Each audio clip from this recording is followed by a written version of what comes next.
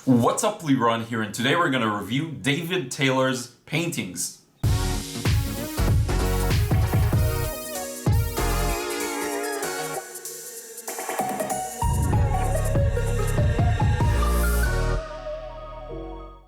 What's up, Leron here. Thank you for joining me in another episode of Painting Masters. Today we're going to review paintings by David Taylor. David Taylor is an Australian watercolor painter. I first became aware of his work through the Color in Your Life show. This is actually where I first saw videos, like painting videos of Joseph Zbukich and Alvaro Castanei. So David Taylor was kind of the third one that I saw there. I will put a link in the description box because it's a really, really good demo.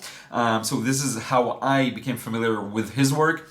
He's been doing this over 50 years, which is really a time frame that is incomprehensible for me.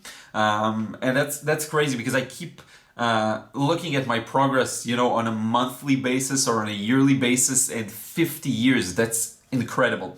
He's won, I have a few notes here, he's won over 100 awards. He teaches globally. He's really been everywhere, and I think he mentioned that China is a really popular place for him right now. And he likes to jump whenever he becomes excited about the painting process. Okay, I think it's going to be a jumping experience. So what we're going to do is look at about 12 of his paintings, and I tried creating an interesting mix so that you can really experience the full range of what he does, and then we're going to zoom in on one and try and analyze it. Okay, so let's get started. Okay, so let's get started, and I thought I'd give you a wide range of the type of work that David Taylor does. So I've collected a few paintings, and I'm arranging them kind of by theme, so you're gonna see a lot of things or ideas that repeat themselves, and then we're gonna zoom in on one of those. So we're starting here with kind of a natural theme, landscapes and so on, and this is, I think, a very good indication of the type of work he does. There's this great sense of depth. He has a lot of control in terms of wet and wet. He knows exactly how to do it in a way that will create the effect that he wants. And this is very interesting. If you look at the mountains in the background, you can really see this. The way the paint dissolves but doesn't bleed too much in. If you would just wet this area in the background and just put paint in it, it will fly all over the place. It would probably bleed and have these weird edges. But what he does, he knows exactly how wet the surface has to be, and probably he also wets maybe using a spray gun or something like this. So in any case, there's also a lot of dry brushes and a lot of dry brushes in the sense of lots of dark lines, for example, for the tree trunks, but then also dry brush here and there. I'm going to zoom in a bit on the just surface of the rocks or whatever it is we're looking at. I'm going to zoom out a bit. I know you may not see everything when we're not zoomed out completely. But anyway, this is the type of work. I really love the variety of the yellows and the greens here. Works really well as a point of a center of attention. There's a lot of abstraction here in the background, and it looks fantastic. Let's look at another one. I'm going to be a little quicker because there's a lot of these. So another beautiful one. I love the shadows here under the bridge. It's funny because looking at this one really objectively, it's not necessarily the most impressive one technically, but the colors work, the values work. It looks great. So I really like this one. This one, I love it as well. Same thing with the background mountains, very bluish gray. You've got a lot of dry brush here, and he loves to use, I think he uses white paint here with a dry brush technique, or maybe he does negative painting and leaves these white highlights. It probably takes a lot of effort, so I wouldn't know how he does it exactly. Notice the grassy textures here with the dry brush strokes. You can barely see or feel the brush strokes because they're so competent and so just great. You see all of these white dots here, probably added again with opaque paint. Just beautiful, beautiful, beautiful. I love this one. Here's a street scene. His street scenes aren't necessarily my favorites. He has this sketchiness to it, but what I can say about it is that it works. The composition works. All the shadows here that are casting in the foreground looks great. There's a great sense of depth. Really like this one. Here, this one is beautiful in my opinion as well. All of it, just so simple. The simplicity here is spectacular. Notice there's barely anything here, just the blue in the background, some trees, then the buildings here. This is super light, probably similar value to the sky. Then we have this dark shadow of the tower with the bell here at the top, some figures, just maybe one figure to make things a little interesting. But if you zoom in, really, there's nothing, there's no details at all. Next up, we have this kind of... Okay, so now we're changing a theme. We were in natural landscapes, then we were in some cityscapes and things like this. Now we've got boats, okay? So boats are a large theme of David's work, and so I wanted to concentrate on that too.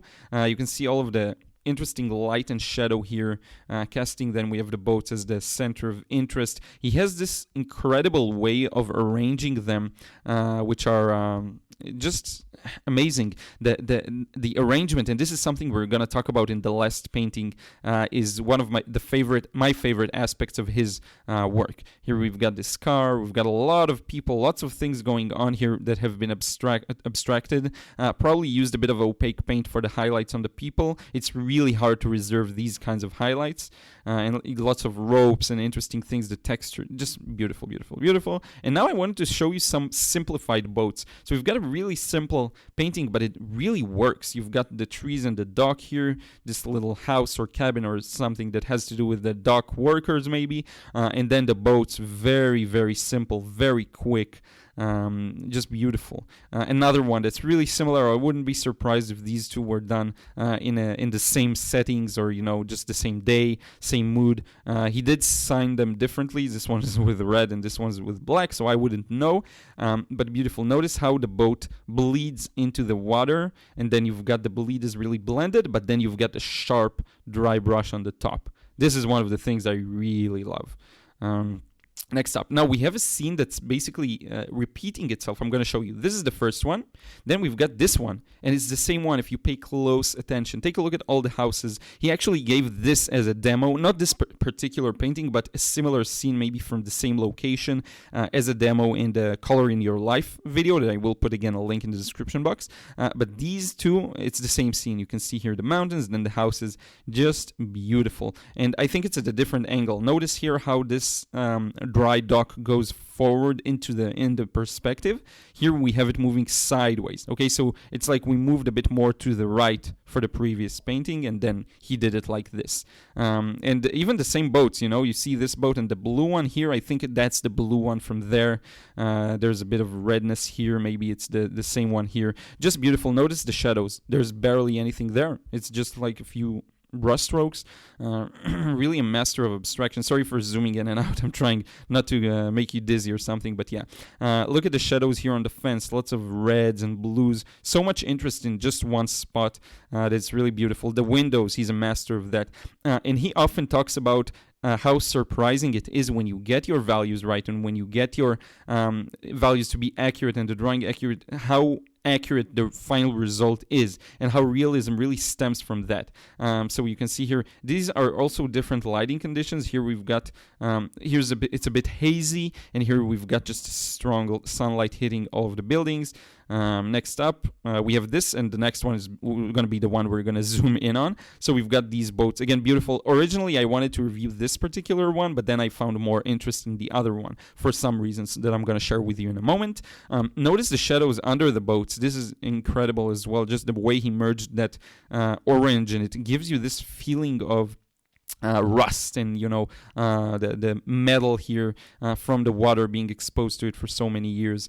These were 100% done with white opaque paint. It's just impossible to reserve such highlights. He didn't do wet and wet in the background. It's impossible. So that's like just a lot of dry wet white paint. And here we come to the final one that I want to review. Okay, and this one we're going to really zoom in on. So I've got a few things I want to discuss, a few talking points that I wrote down for myself. The first thing that really pops for me is the composition.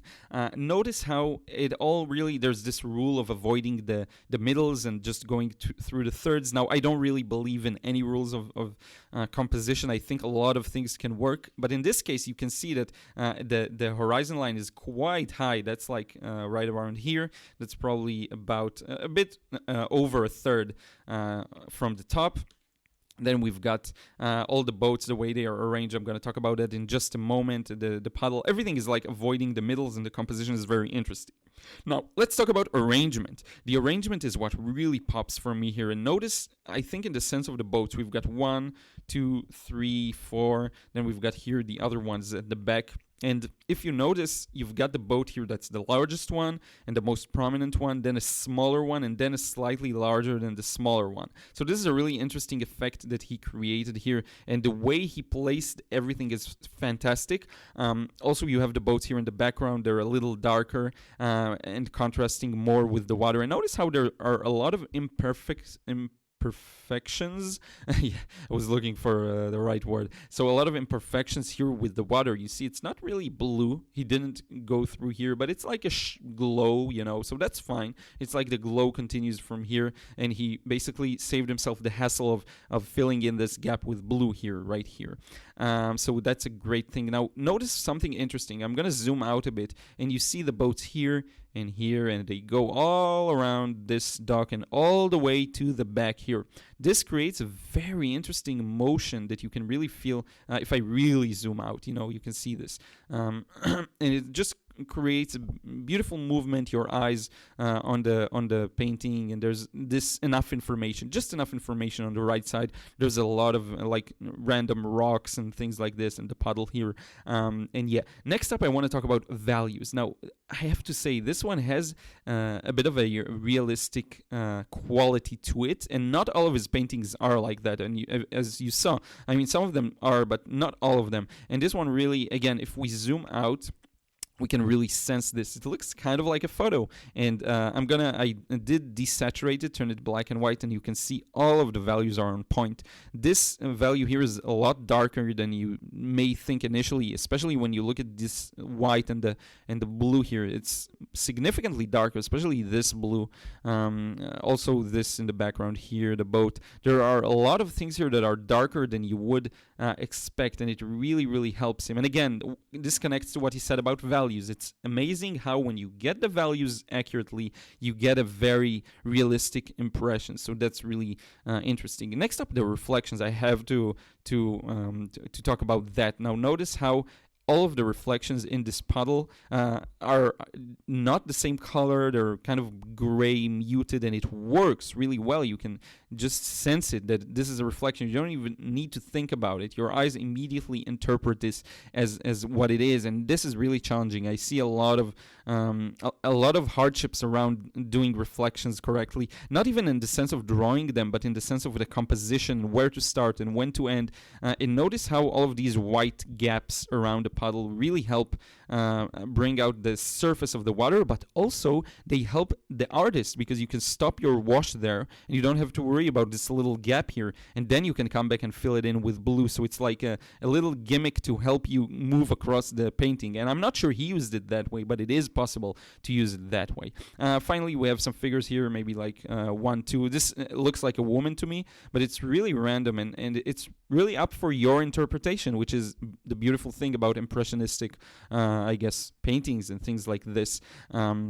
And yeah, finally, there's a lot of splatter. So you see all of these stains. You wouldn't see them. Now you would see them probably. The stains here at the bottom create, he probably just splattered paint in it, very highly pigmented paint, so that it works wet in wet. And then he came back, and where he saw fit, he added some highlights with white, which turns this into rocks. And this gives it this dry dock kind of feeling. You can see this also here on the left. Just a beautiful, beautiful painting that I really wanted to review. And I really had a hard time because so many of his works are just splendid. And this one, I decided to do that. I didn't get to, unfortunately, do like a demo or a recreation. I hope to do one in the future, in a future episode. I just, the schedule's a little tight and I actually have to paint my own things. So hopefully I will get to do more of that in the future. But anyway, this is it, a good time to wrap this up. I hope you enjoyed this one, and let's conclude.